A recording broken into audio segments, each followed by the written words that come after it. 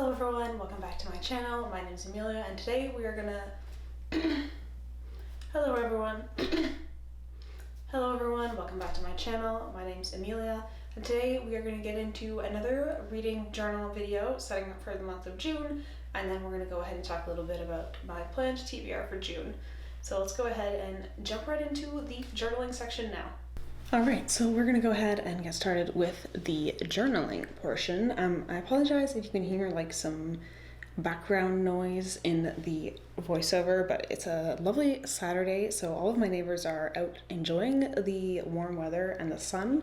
So yeah, just don't mind that. So for this month, I decided I wanted to do another floral theme, but I also really wanted to do another like collage style theme. I really like the way those look, and the last time I did something similar was way back in January, so I decided it was time to do that again. But for the floral elements, I really like a lot of like the floral stickers and stuff that I see a lot of people using. But a couple summers ago, I was really into like the pressing of like flowers and stuff. So I have this really big collection of like pressed flowers, petals, ferns, leaves, all that kind of stuff that's just been like sitting in a notebook gathering dust for like the last, I don't know, a while. So I decided to bust that out and use those in my notebook.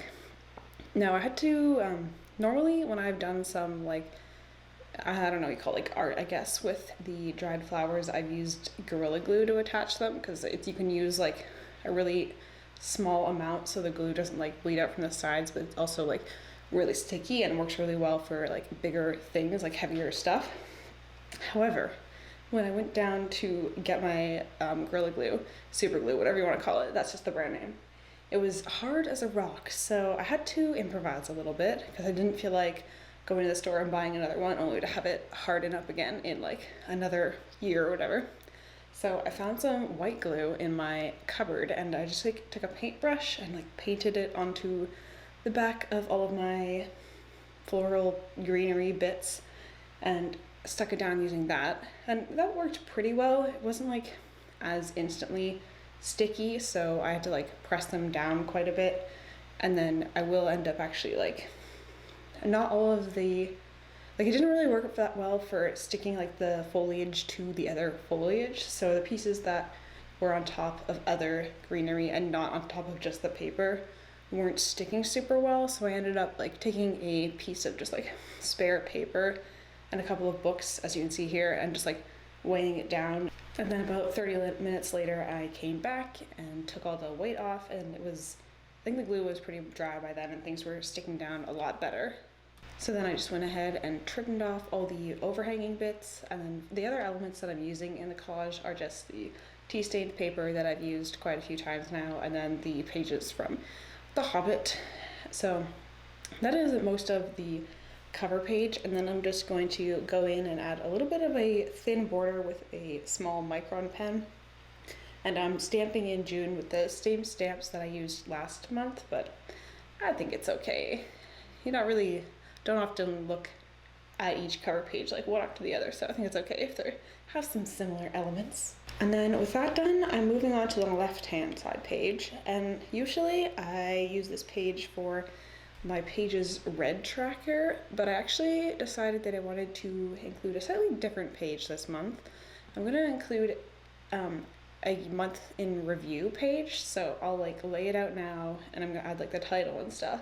But I'm not going to fill it out now. I'm going to save it till the end of this month, and then I'm going to gather up all the interesting like reading stats that I get. So if I read like, I don't know, like we'll see what stats I think are like most interesting, like maybe like number of pages per day. Well, I guess I'm already kind of tracking that, but I don't know. We'll see.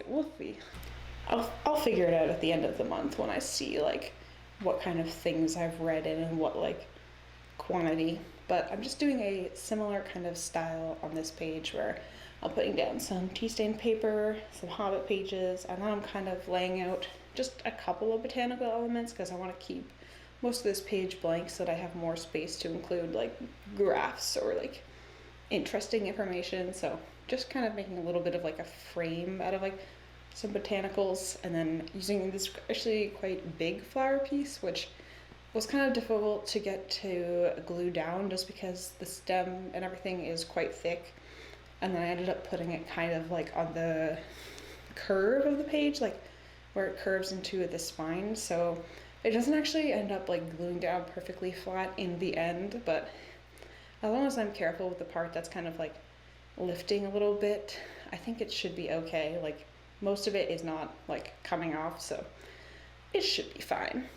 And then I'm just doing the outline, and for some reason my hands were just like so shaky when I was trying to do that. You can see it like how wobbly that line was, but oh well, it's fine. So we weighed that page down. You can see that flower is still sticking up a little bit, but it's fine. We're gonna just move on with our lives. And now I'm gonna do the pages red tracker, and it's just gonna end up being pretty much the same as the way that I usually do it. We're gonna add a little bit of decoration real quick with the same elements that I've been using throughout, just the tasting paper, the Hobbit, and I'm trying to find a like leaf to use. I was trying to use something different than all like the little ferny bits that I've been using so far, but unfortunately I just think that the oak leaf is like too big, because I usually need most of the like line space to fill in my like pages red. Like depending on how much I read in a month, like there's not actually enough lines, I don't think, if I read every day. So I'm trying to preserve as many of those lines as possible for my tracking. So I ended up going with the smaller leaf, even though I'd already used that leaf type a couple of times, but it's okay. At least it's like cohesive, I guess you could call it. So I'm just setting up the like table the same way as in the other months. So yeah, just looking back to check my spacing and stuff. I'm gonna use a really pale green Tombow for my bars this month. I just think it matches the kind of like subtle and botanical vibe that we've got going on. And then just adding another one of those little, I think they're like the frond, like little fern bits off of a bigger fern bit. I don't know. Yeah, and then yeah, even adding an even tinier little fern bit and a little flower, just because I felt like the bottom quarter needed a little something, and it's unlikely, like I don't that often get into like the 500 page range. So yeah, and then we're just doing a quick flip through showing off the final results. I'm really happy with how it turned out. So go ahead and leave a comment, let me know what you think, and let's go ahead and just jump back into the TBR portion. Alright, welcome back. So let's go ahead and get right into the TBR for June. I have 6 books that I'm planning to read for June, so setting the goals a little bit high, but I think it's totally doable. So the first book that I'm hoping to read is The City of Brass, and this is the first book in a trilogy that's set in Cairo, and it centers around a young woman who is forced to accept that the magic of her childhood stories is real. Next up we have The Blade Itself by Joe Abercrombie. And this is a little different from most of the fantasy that I've read so far. From what I know, this is a darker sort of fantasy following 4 main characters. We've got ourselves a barbarian, a noble officer, a torturer, and a wizard as conspiracies rise and old scores need to be settled. Next up we have Jade City, which I've got in from the library, and this is book 2 of the Greenbone Saga, which is a series following the Call family, I believe they're called. And they live on this island where is the only source of material called jade, which allows them to use like certain powers, like it makes them into warriors essentially. And in this day and age, they're mostly like commercial sort of, they're almost kind of like syndicates, like crime family kind of deal. And there's 2 of them on this island, and things started kicking off in the first book between these 2 families. And this is the continuation of that. And in this one, I believe the tension between the 2 families is supposed to break out into like an open kind of violence and war, probably. The next book that I want to read is The Night Circus by Erin Morgenstern. And this book is about a magical circus that appears only at night, where 2 young magicians have been training for this duel that they gotta take part in, but unbeknownst to them, it's gonna have a lot higher stakes than they could have ever imagined.